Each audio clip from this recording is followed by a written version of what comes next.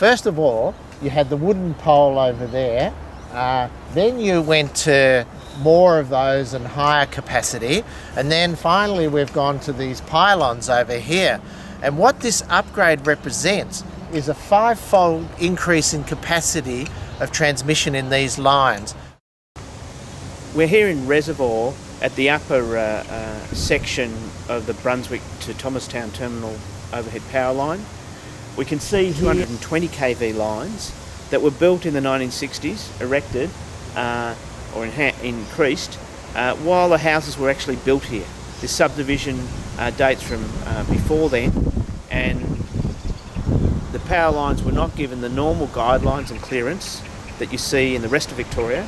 And in fact, we can see here huge pylons sitting only a metre or two from residential fences. We have this running through an area of 3,000 houses through here.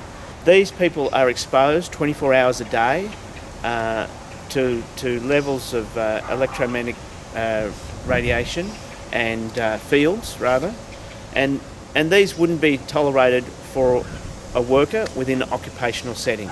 Clearly, this is a travesty. This is a historical wrong that's been done to these residents, which is a predominantly migrant area with a high number of people who speak English as a second language, and it should and can be rectified.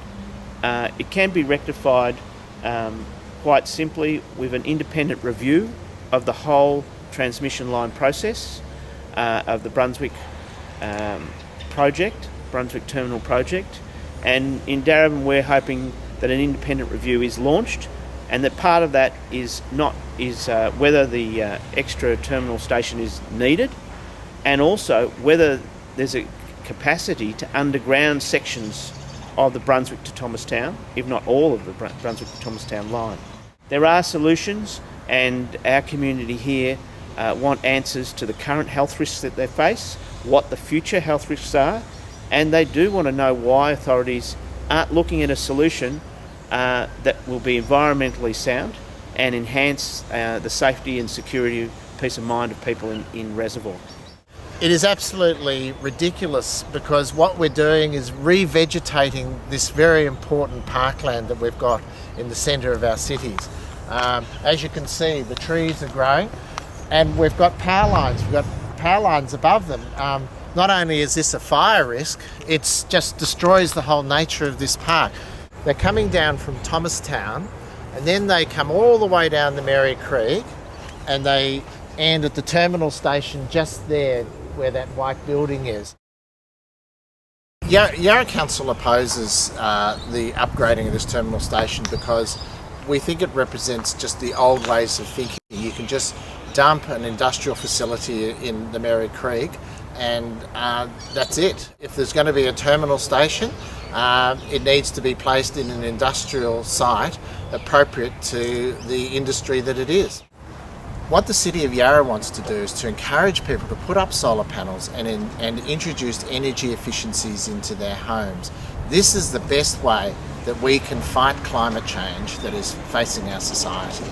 And the other thing people should do is join this campaign to stop this expensive upgrading of this terminal station, which is really a dinosaur preventing us achieving our goals in terms of a carbon-constrained society. So look, there are two really important issues at stake in relation to any expansion of the Brunswick Terminal Station. The first is the issue of public safety. We cannot expect people to raise their families next to an environment where they or their children are at risk. And if you look back through history, there are a lot of examples where we had warnings and we didn't listen to them. And I don't think we should take the risk of being the next group of people who look back and say, if only we'd intervened, if only we'd acted on the warnings. So the warnings need to be given light, they need to be examined by independent experts. The second thing that's really concerning is the way that the community, which was in the middle of going through an independent review, had their rights taken away from them by the Minister calling this in, rezoning the land and taking away your capacity to test the arguments, your capacity to use the administrative law processes that are available to us and that should be available to us. So both of those things are wrong, and both of those things could be remedied by the establishment of an independent review. So all power to your elbow. I'm happy to stand beside you.